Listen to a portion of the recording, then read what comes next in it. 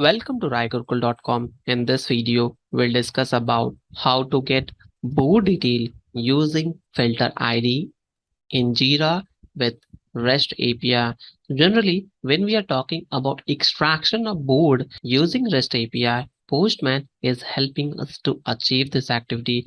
There's several applications are also there, but we can use it according to a security level. So generally, for doing this activity, we need to have proper authorizations. Without that, we won't be able to achieve this activity, which is API token is required. So if you don't know how to generate an API token, please watch my previous video. I'll include the complete playlist in description tab so that it will be easy for you to access it.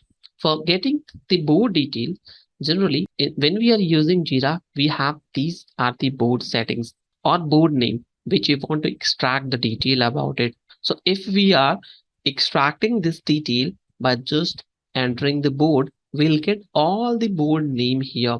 But if we want to extract it through filter, so generally here we are adding the link and with the filter ID. So here we will have exact same project ID name as the filter ID. So 10008.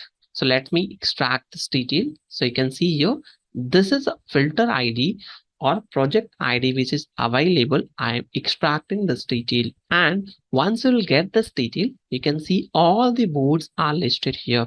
Let's say I want to delete some of the informations or some of the board related detail.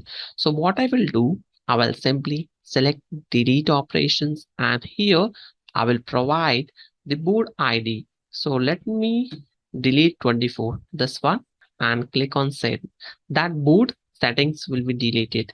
Let me call again with the filter and then filter ID 10008, and this time I will again set get method. Now you can see 23 board ID 23 is successfully deleted. So this is how we can extract the board detail using filter ID and delete that board with board ID. That's all about this video. Hope you enjoyed the content. If you think so, this will be useful. Don't forget to share within your circle. Thank you for watching.